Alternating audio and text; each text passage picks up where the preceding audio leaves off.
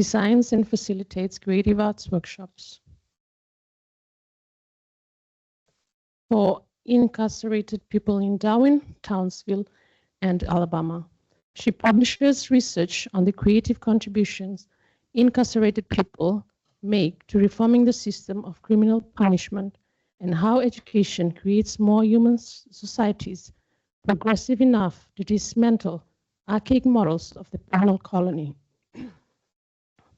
Sefton-Rowston has delivered several talks on creative justice reform, including Bud Prison Initiative's lecture series, New York, UNESCO Prison Education Conference, Montreal, and TEDx Darwin.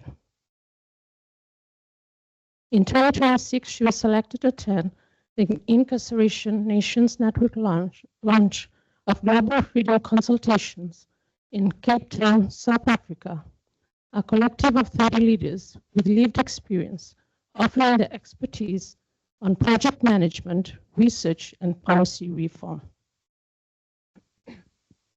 Today, Associate Professor Adelle Sefton-Rowston will present Making the Invisible Visible, Creative Justice Reform and Prison Education. Marking 1 year since the death of Kumanjayi White in custody, Making the Invisible Visible opens the conversations about justice, education, and safer communities.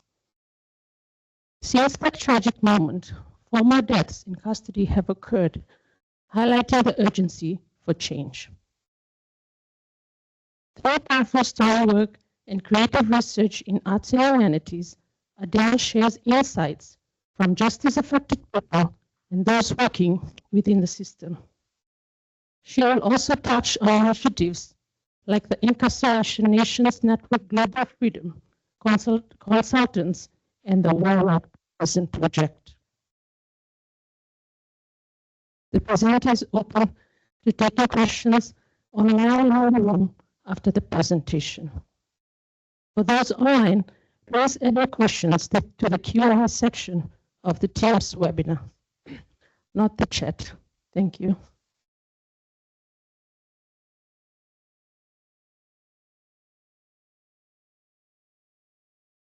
Welcome everyone. Thank you for the PPP session today. Transforming systems is not the work of a single person, so your presence and effort is important.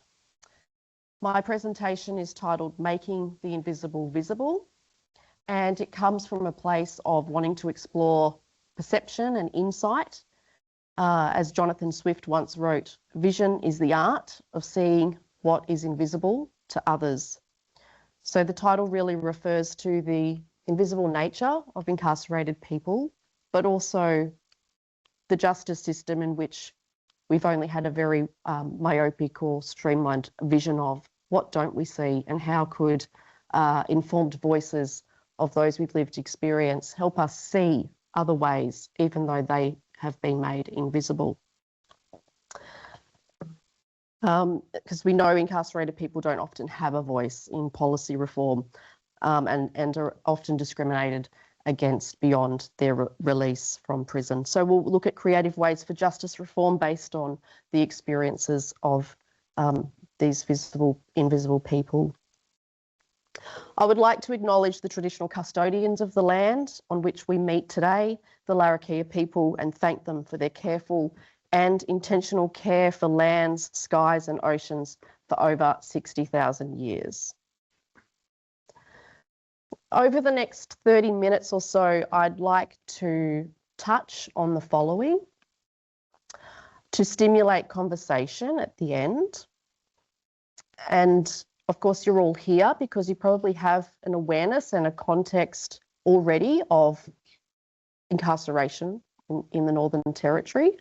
But we'll use that as well to set the stage for the urgency of reform work and creative thinking around our local situation. Then I'll point to some of the research methodologies I've been using in creative writing in particular, to include the voices and stories of incarcerated people, to really ground and anchor the ways in which we approach justice reform from a less theoretical perspective to something that is more communal. And I'll be talking about two of my research projects. One which is established in 2016, Ywrite, and then a newer project that I established last year called Blue Skies on Jail Walls, and share some of the findings and conversations that I've had with people who work in the justice system or who are justice affected, to really lift their voices in conversations about where we live and where we want to go.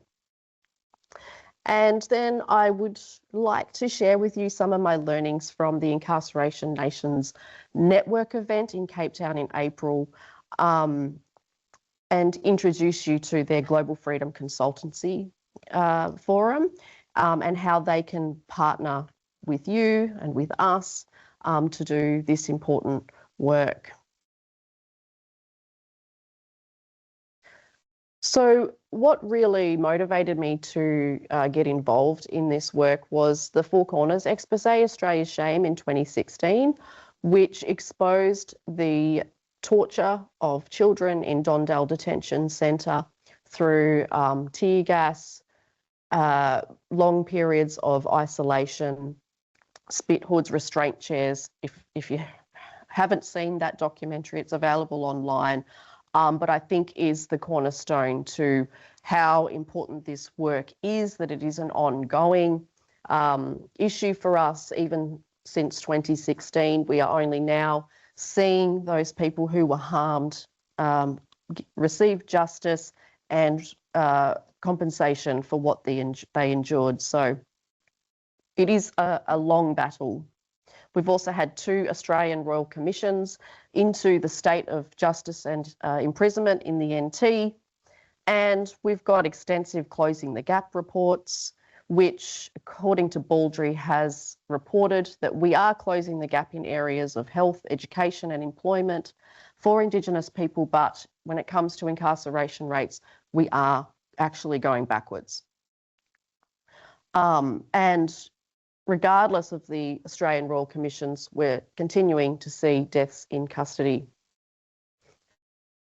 Yet despite this, we're getting global attention from the United Nations, but we know that in December, when the United Nations came to visit prisons in the NT, they were excluded and not allowed in. So what needs to be made visible, not only to our community, but to the world, in order for change to happen?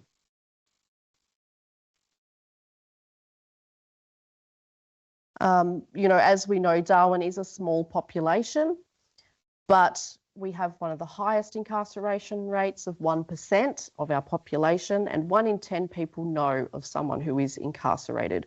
We only hear about those kinds of statistics in the United States, yet here it is in our local community, and needs to be more visible in the same way it is globally.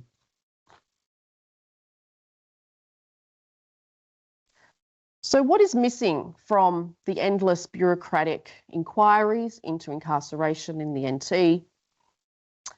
And with growing awareness of mass incarceration, where are the gaps and where do these need filling? So my approach is to, of course, centre the voices and experiences and narratives of system-affected people to inform policies and cultural perceptions of justice and community safety. So as a result of being invisible, these perceptions and insights about rehabilitation, reintegration and recidivism can be incorporated, as these are people with lived experience and can speak to their stories, their narratives, to help us understand what works.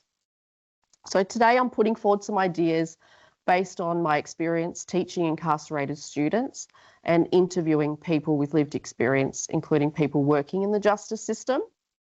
And I think about gaps from a unique perspective of creative arts and storytelling. Even though I lecture in literature, what I've seen is the ways in which we imagine incarceration and the justice system comes from stories that we have read and know of growing up. But we also know that before Australia was invaded, it was already imagined, and it was imagined through stories of what the penal colony would look like.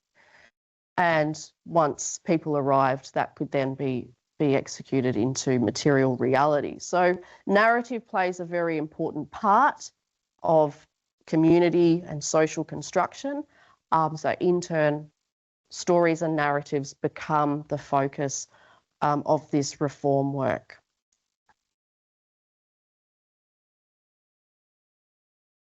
So through the reading of that literature, I've seen that we're actually experiencing mass incarceration as a crisis of the imagination. The ability to think beyond the system that we already have, because it's one in which we've always known. So creative thinking, creative design is pivotal to tackling the crisis of the imagination. That without this ability to dream of something new, we cannot construct something in our reality on the ground.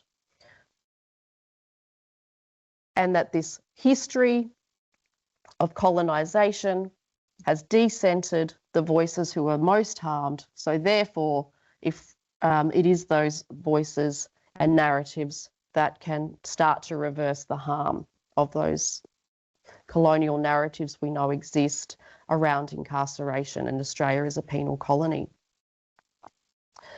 The other thing I've learned is that justice is what love looks like in public. So what does that mean?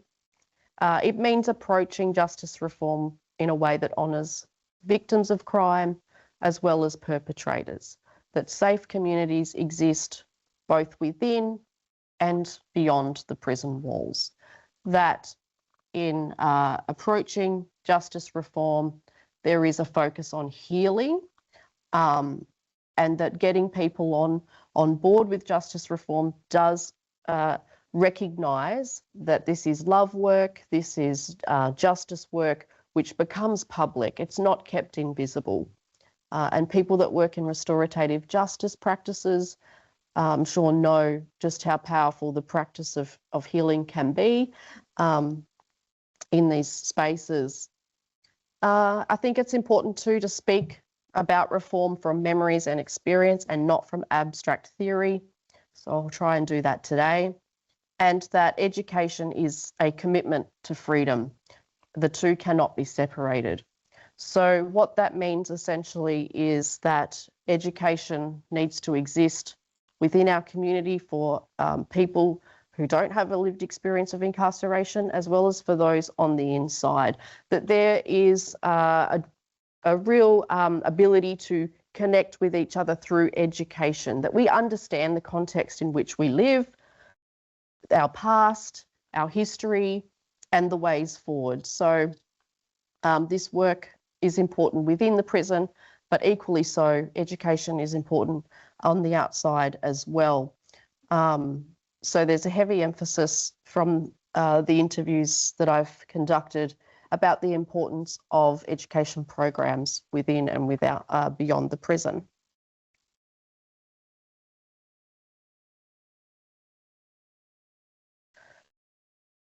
So story work as a research methodology, if this is new to you, I'll just explain a little bit now. Story work is a research methodology grounded in storytelling as a way of knowing, being, and generating knowledge. It is especially associated with Indigenous research traditions where story is not data to be extracted, but a relational, ethical, and epistemological practice.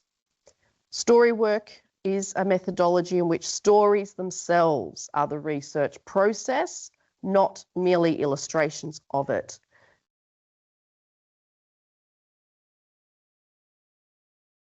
It has an emphasis on respect, responsibility, reciprocity, holism, interrelatedness, and synergy as methodological principles. And the core idea is that the stories are theory and method and outcome at once. They teach, analyse, intervene, and connect.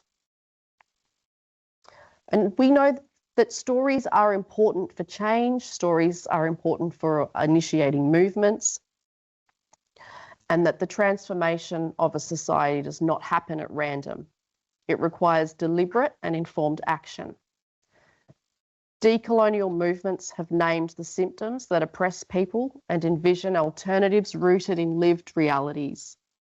So narrative research and story work seeks not only on changing ideas, but to increase narrative power in order to shift the material conditions of communities through direct service, advocacy, policy change, and systems transformation.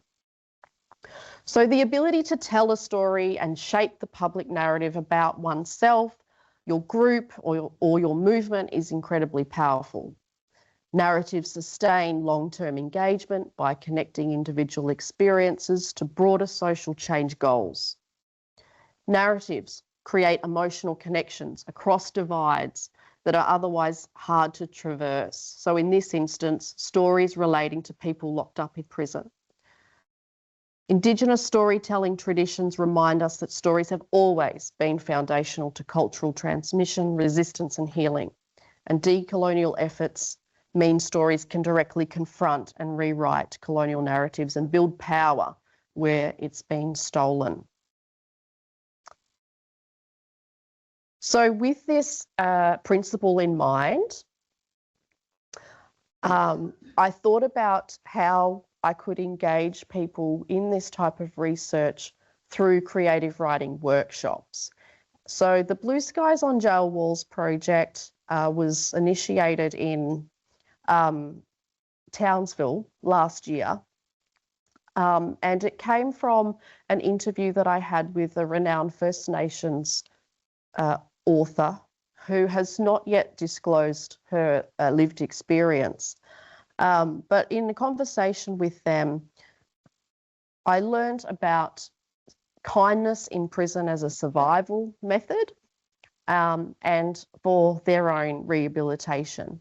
So from a major theme from that interview was the ways in which kindness operated in prison, not from everybody, but from even just a very few who could show acts of kindness and point to the spirit of humanity and what this did for them. So I worked with Glenn Dawes, who's an associate professor in criminology at JCU, and Yvette Holt, who's president of the First Nations Writers Association. And we facilitated creative writing workshops along the themes of kindness to start sharing stories about the human spirit, connectedness, survival, and those types of things. So so the project was using the story work, and alongside that there were interviews as well with those participants in the project. So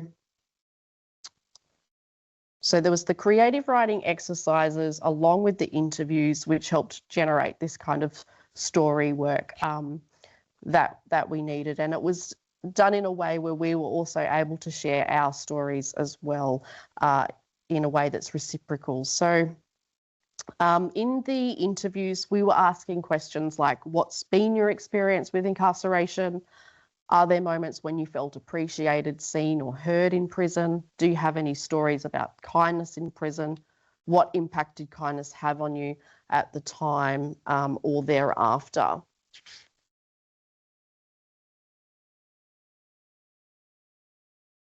We found that stories of kindness became the stories that broke through the more kind of dark imagery of the carceral system and shined a light on the persistence of the human spirit.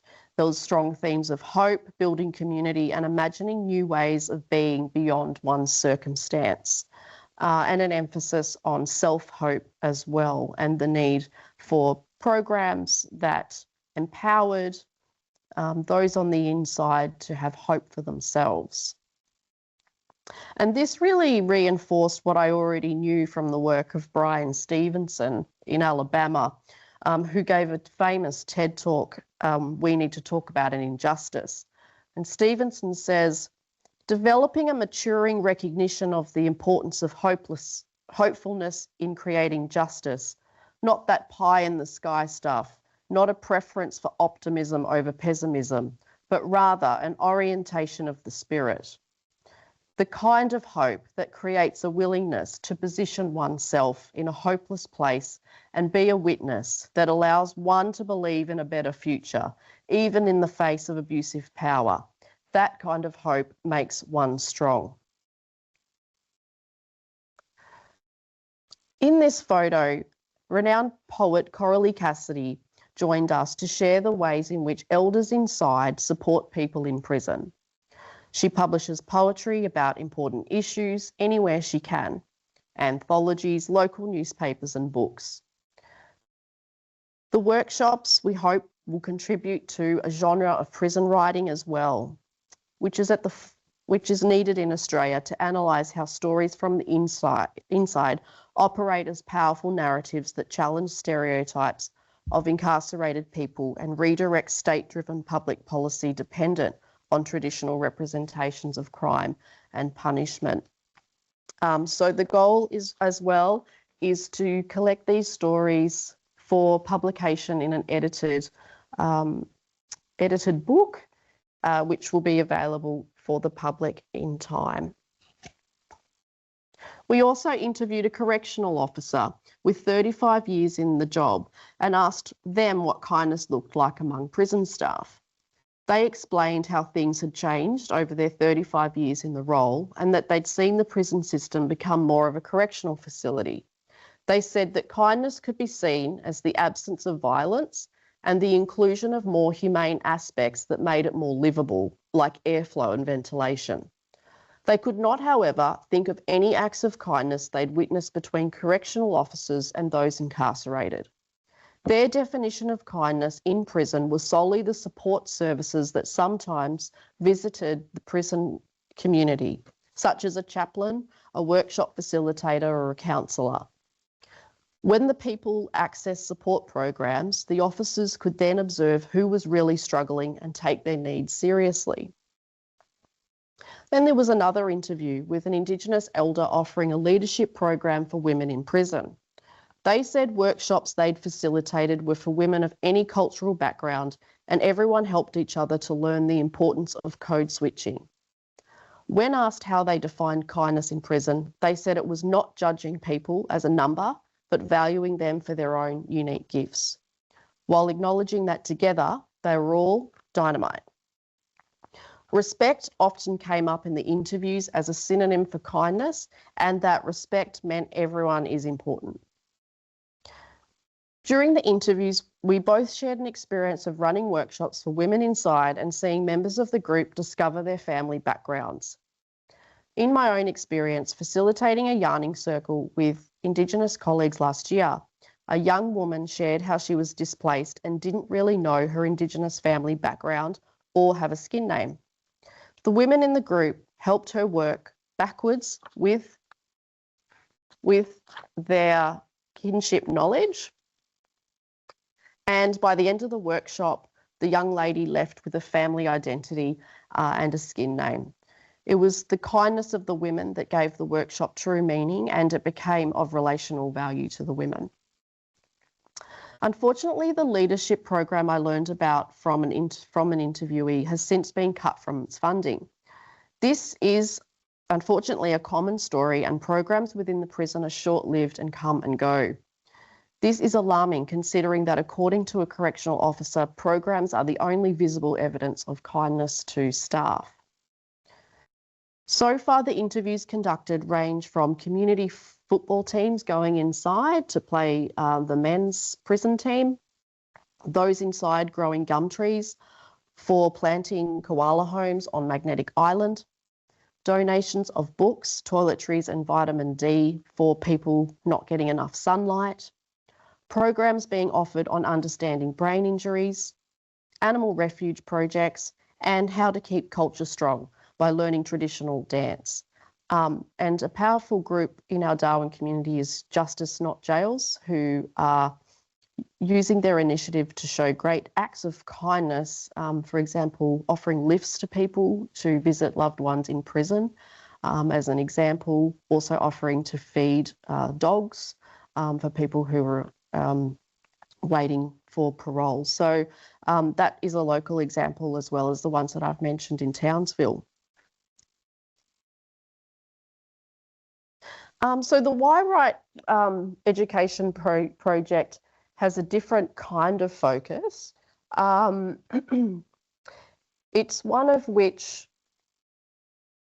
involves women in Darwin Correctional Precinct getting access to a program where they can learn about themselves as an artist rather than an incarcerated person. So the idea of prison education is to establish a classroom on the inside that makes those participants feel like a student rather than an incarcerated person. So this was a project that we started in 2019 for NAIDOC Week, and we workshopped poetry, short stories and visual art to then publish those works as murals on the prison walls in Darwin Correctional Precinct.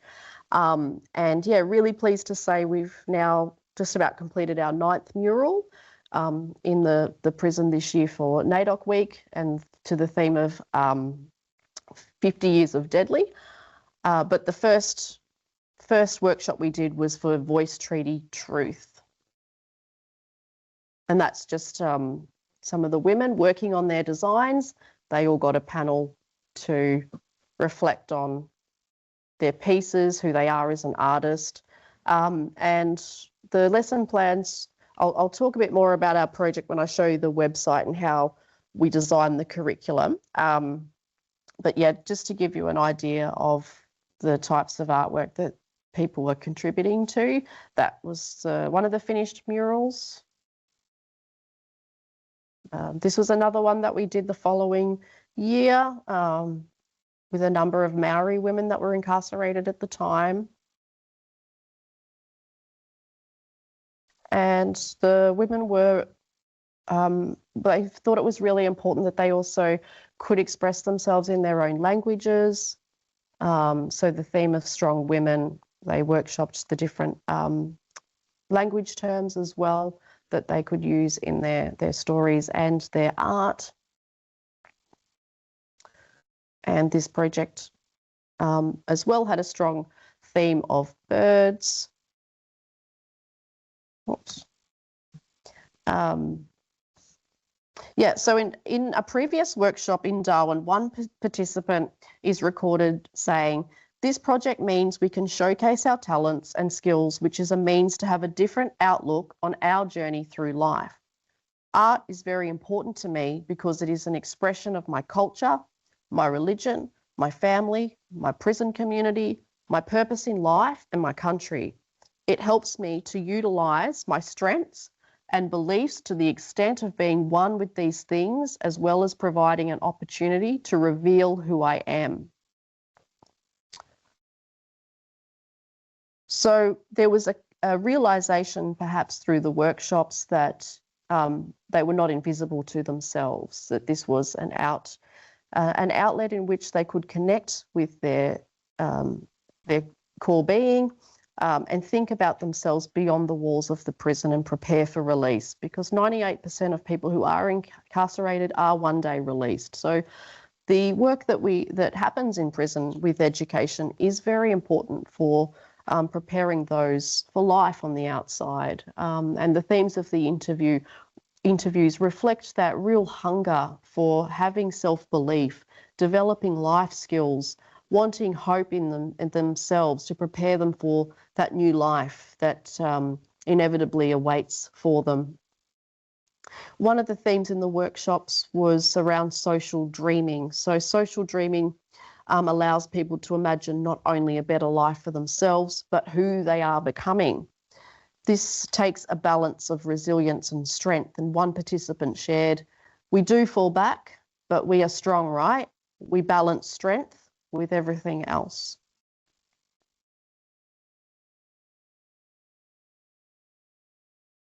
Yeah, Kevin, if you want to launch the website, thank you.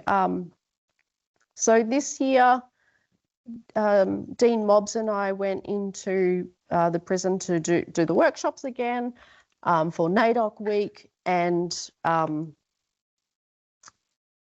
I need to close this?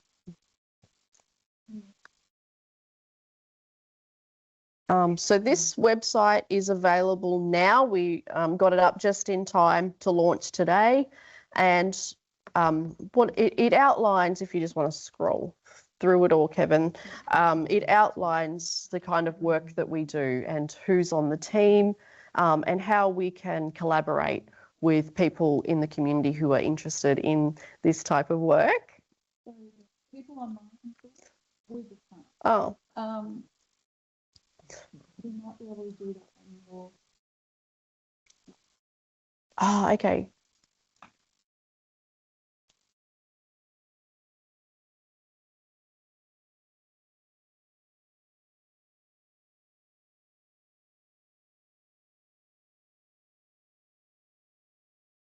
Oh.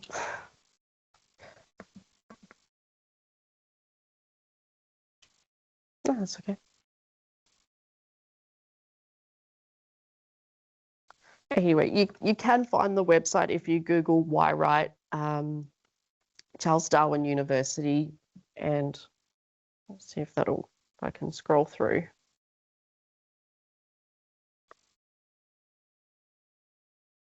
Okay, slowly. Anyway, it's very slow to scroll down, but I'll get there.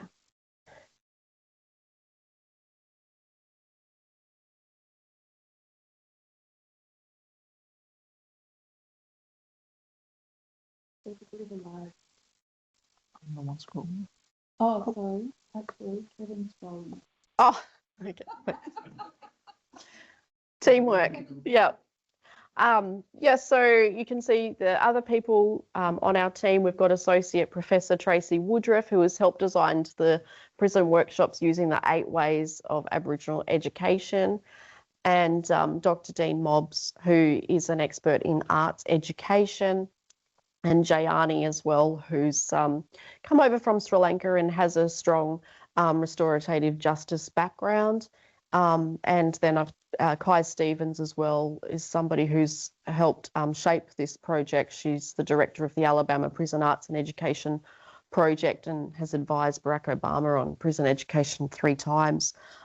So what we hope is that our project will be a source of not only advocacy and inspiration for people to engage with us in this work, but how we can help each other, whether it's through program design, consultation on policy issues, networking, connecting with others who are also doing this important work. So that's where you can find us.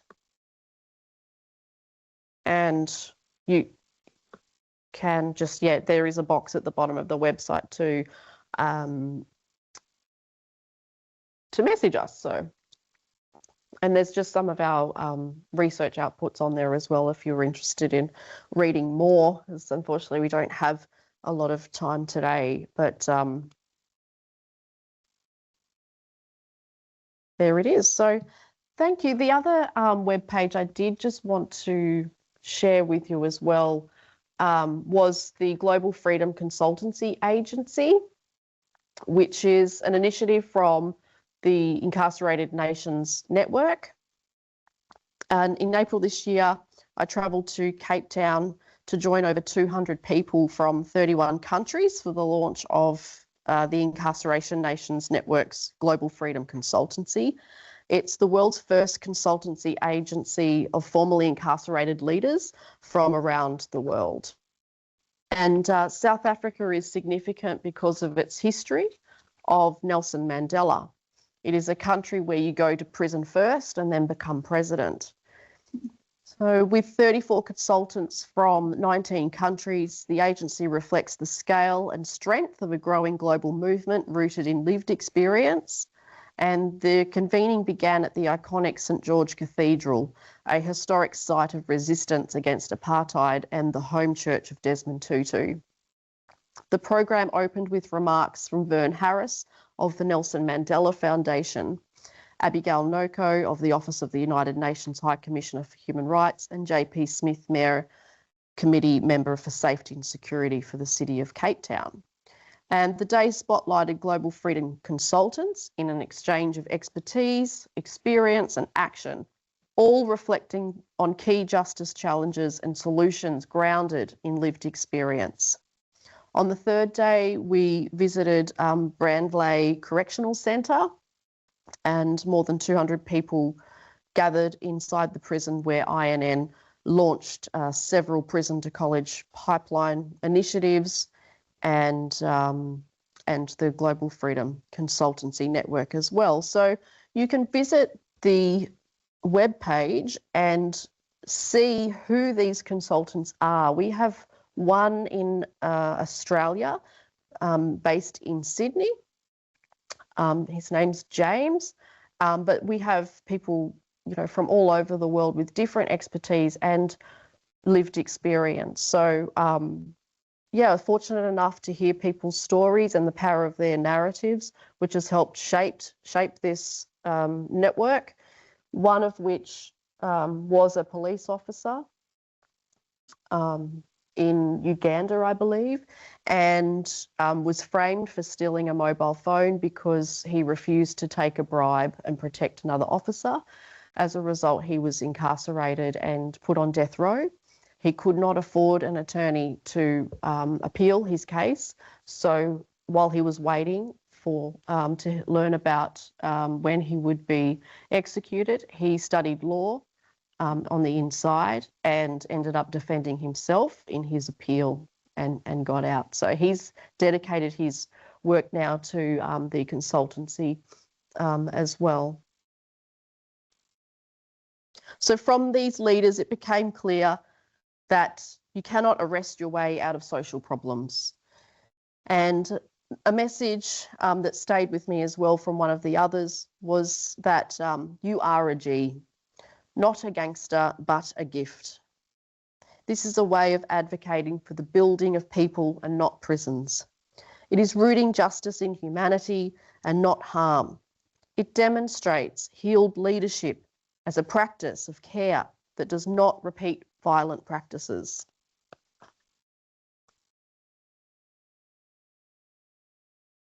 Another consultant said to me, education became an illumination in my mind so I could live from the inside out and transcend the walls of death row.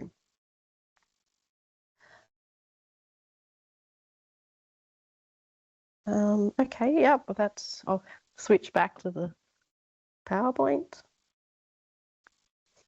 And then I'll start to wrap up for our conversation. So just while we're getting the PowerPoint back up, perhaps you would like to start thinking about some questions or comments to engage further conversation for today. And I'm also very happy to follow up with people afterwards to continue talking, collaborating, etc. And yeah, I hope you've found today useful as a starting point. And as Mandela famously said, it always seems impossible until it is done. Thank you. If anyone's got any questions, we've got the magic box here. Do you have any online? This is a big one. What an extraordinary piece of work. Thank you and well done. By focusing your research on kindness and well-being rather than the clinical deficit of recidivism, you are beautifully embodying Cornel West's sentiment that justice is what love looks like in public. This represents a profound shift in criminological research. In practical terms, how do you see a data set focused on the human spirit dismantling the rigid data-driven frameworks of politicians who are wedded to tough on crime policies? I really look forward to learning more from your insights on this. Thank you very much for your question. And I think in my response, it comes back to the power of narrative and that story work. Tough on Crime is itself a narrative. It's a story that's being constructed with other smaller stories around crime and safety in our community. So I suppose by focusing on kindness and justice as a public-facing initiative, kindness is also a narrative. It is a counter-narrative to that tough on crime. And it's something in which we can engage others through the stories that I mentioned today. And it takes time, and it's not the work of a single person. It's many publications, as Bonnie Cassidy is doing. She's writing for newspapers, she's publishing poetry, she's giving public talks. These are all small things that we can do in the name of kindness and justice. For me, I don't separate the two. I don't think we can punish trauma and call it justice. So it's a piece, I think, that is missing to really understanding the way forward. So yeah, I hope that answers your question. We have another question from Joanne Forrest. There are comments of voice and being heard, but was there resistance encountered, and what did that look, sound, or feel like? Oh, sorry, can you repeat that? There are comments of voice. Comments of voice being heard, but was there resistance encountered, and what did that look, sound, or feel like? Yes, there's always resistance, I think, to narratives that people are not used to, they're not comfortable with, or they don't understand. We understand xenophobia from the perspective of different beliefs, cultures, and race, but there's work to be done in understanding the ways in which we might be scared of understanding people with lived experience because they live a life of being invisible. They are removed from our line of sight, that we don't have to actually be confronted by why social issues even exist, what leads a person to incarceration. The actual removal of people from community means that we don't have to do that work, we don't have to do that intellectual, emotional labour to understand another person and their experience, and how perhaps mental illness, poverty, abuse, trauma might lead someone to be incarcerated. So there's always resistance, I think, to wanting to understand narratives that we're not comfortable with, especially when they're not in our face, that they're made to be invisible. So, yeah. Thanks. Okay. We have another question here. Does the Ywrite program partner with any organisations offering employment for incarcerated people upon release? At this stage, I would love to. I think people who participate in the program bring great skills to any kind of work in, whether it's around justice, communication, visual arts. This is a program which gives participants the option to enrol in our tertiary enabling program at CDU. Afterwards, it's also a way into our First Nations tertiary preparation course as well. They do 1 week with us in the prison, and then they can contact us afterwards and complete the next 3 weeks. So it is a training program, and from the interviews, what is most important to people who have been incarcerated is that they have hope for employment, that they see that as life-changing for them. So it's something that is, really at the heart of what we're doing, but at this stage it is just a training program. But I'd be really interested in connecting people in industry and workplaces and being open to second chance employment through the program. I think it could work as a hub like that as well to connect people. Great question, thank you. Okay, and one more here. Are there any moves in the NT to use non-violent communications, both for the system for example, guards, and to increase emotional intelligence generally?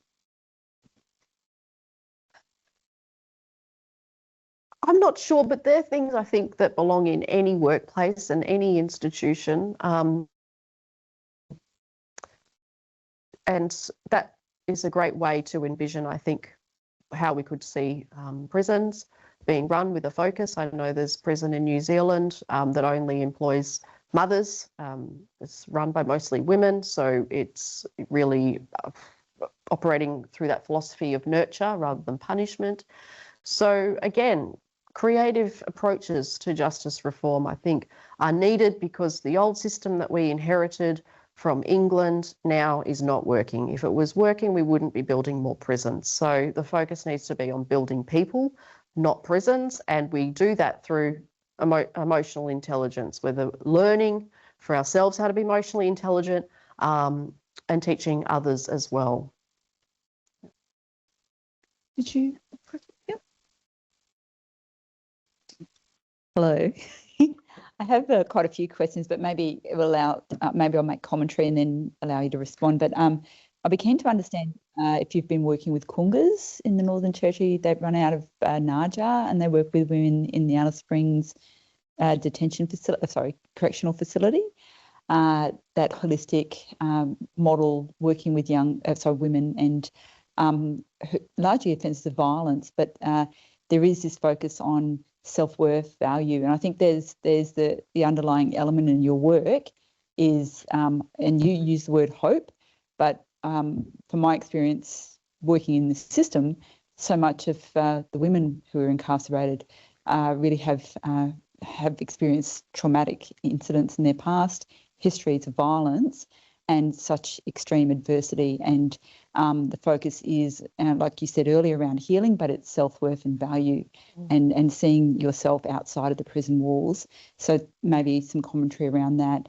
And whether or not this work is primarily been, particularly the work with Queensland and Townsville, but if it's been replicated in the NT, and what role you and your partners could play in partnering with Department of Correctional Services here in basically walking that path of change. Because I feel unless you see what's possible and see it's tangible, then they're unlikely to get on board, because there is this focus on, punitive responses, locking people up, but how are we ensuring that rehabilitation and the enabling people to reintegrate back to society? So what role does this work play, not only in terms of hope and belief and self-worth and value, but tools and ways to increase the chance of not returning?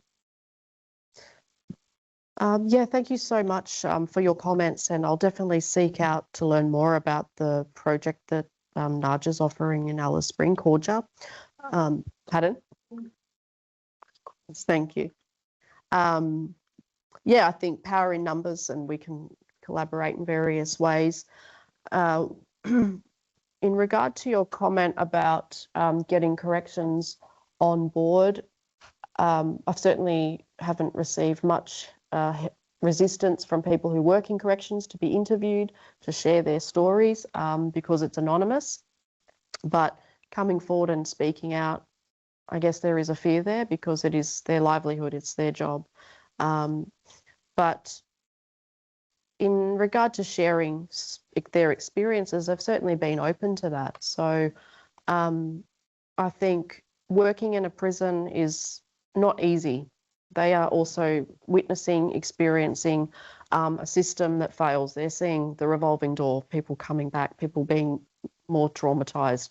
That's not particularly a fun place to work. So I think offering ways in which correctional staff can be seen as a solution to the problem, and that their worth matters as well as people who can make a difference to the lives of people, and that the work that they do is not just about crime and punishment, but it is actually a workplace which is probably the most significant in the world, because they are dealing with people who do want hope, people who do want a second chance, who do want resources for their mental well-being. So we've saw from that interview that the systems change from one prison to a correctional facility.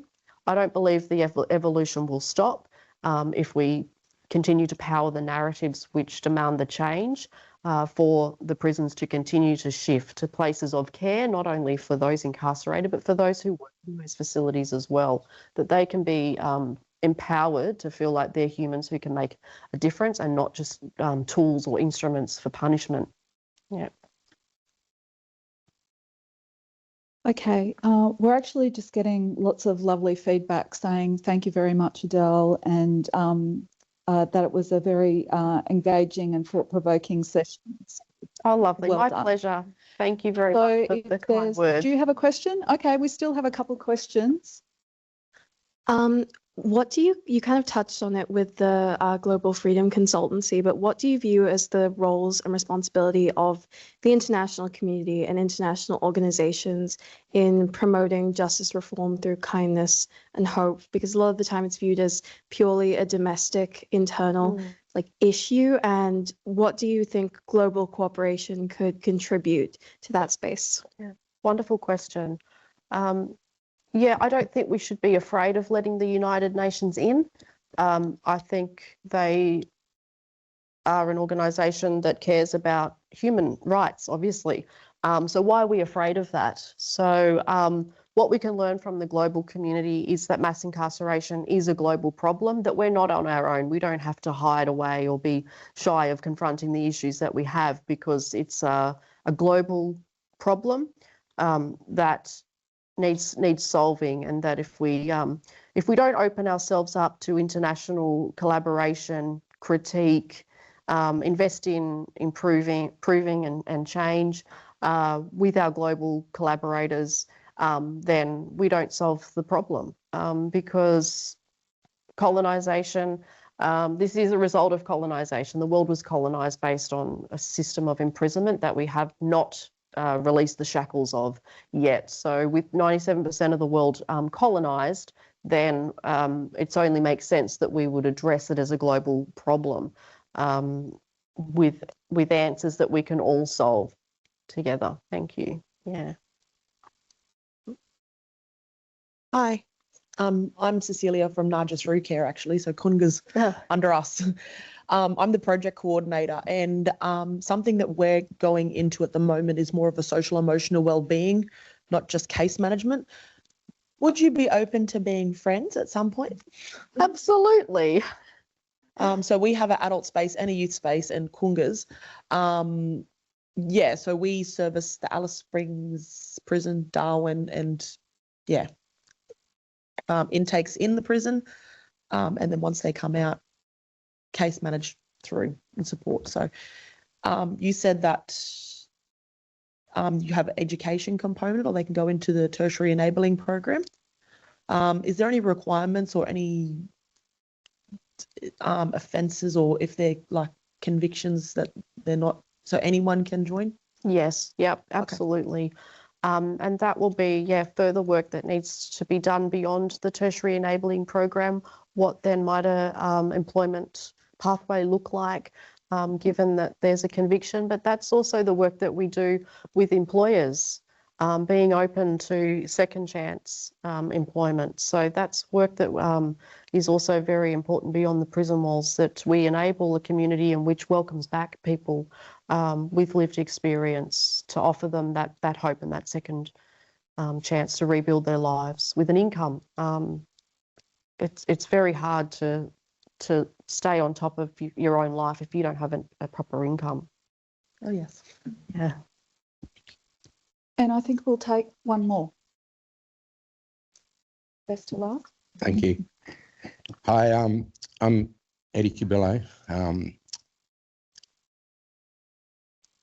I've been in the space for a long time, and I just recently resigned as an independent member of the Close the Gap Justice Committee. And the reason around that is the reality is every state and territory isn't adhering to their signed agreement to close the gap, and that's just we'd go to meetings for 3 days, and on the flight home, you'd read they've changed the bail or sentencing act. Oh. And contrary to the close the gap performance indicators. And the reality is, I've been a former chair of the ALS and I've worked at the national body, is that no one cares enough to actually do anything. And you sit in these rooms with people from government and everything, and they can't even tell you that they're going to change the bail and sentencing that while you're sitting next to them. And that's the reality of it. And we've got independent legal advice that the Commonwealth has powers to do something about it, and they won't. And here in the Territory, it looks like we're going down a privatisation of our correctional facilities, as I understand it. And correct me if I'm wrong, but our police office here in the town here is going to be run by independent people, which only will further go against every recommendation that's done, and I worked on the Royal Commission here on child protection and juvenile justice. So basically, it's now tough on crime is just a political reasoning, and no one cares. I sit on the Ombudsman's, correctional committee, and I've said this there, that there can't be just Indigenous organisation and people constantly saying things. Others need to stand up and do things. Everything else is just Band-Aid measure at the moment, I'm sorry to say. And for most of us, we've got families and that who are dying and locked up constantly because of the social economics of things. And until we do something there, we run every year for Close the Gap ceremonies, and we basically celebrate failure. And so, I appreciate what you're trying to do and others, but as a grandfather now, things are worse than ever, and that's the reality of it. And so I'm just here to say that, and I appreciate what you're trying to do. But the reality is that, right? We've got a chief minister here who publicly announced that they're happy of locking the numbers they're locking up. And they recently, several years ago, they built a brand new prison, and that's full. And now they're refurbishing the old prison. So I don't know where we go from here, but everyone here and online, you can't sit silently and just allow this to happen, because it's the same old people who, and then you get blacklisted. My friend here was in estimates the other day and was silenced because he wasn't going to say what the government wanted to say. And it's disrespectful to all of us as citizens to think we're stupid enough to believe that tough on crime is working. And the numbers tell them that, but they constantly continue to make punitive laws. And as you said, something worse, they defund it. Now, I suppose it's a statement, not a question, but that's the reality I want to put to our the people here and online, that the bullshit's got to stop, right? And it can't be left to the few to constantly stand up out front, who then get criticised and blacklisted or ostracised. And while everyone else attends these forums and sits quietly and gets paid in their roles, and nothing's been done. We all got to come together. The numbers are ridiculous in the world, not just in the state, in the world. So yeah, that's all I really wanted to say. But I'm going around to all these things now. I'm out of university, the #1 law school in the country, and it doesn't even touch on this stuff. They push kids out who become corporate lawyers who've got no understanding what the law is actually doing, and it's still running its colonial line. And that's what we get out of these. We get these products out of these law schools. And as an Indigenous person, only Indigenous person at that law school, it's a violent place to work at. And I just got to say to people, you know, Australia's going down the, you know, the racist path that it's leading, and we all got to wake up to ourselves, right? Thank you. No, thank you, Eddie. Well said. And I think you really point to a broken system that's just insidious. I mean, defunding programs, people working for the government that pays them, that they therefore can't speak out about the broken system itself. Like, it's just a perpetual nightmare. But thank you for the work that you do, and to others as well. It is work where you need courage to stand up and speak, and it's not over yet. We have to close because of the webinar, but I do encourage everyone to please stay and have a discussion if you've got some time, Adelle. Yep. To further the discussion. Thank you very much for presenting for us today. I really appreciate it. Pleasure. And Adelle's details are on there if you want to contact her. So yeah, I just wanted to thank Adelle for coming along and giving her time today. Thanks, everyone. Thank you. Go well.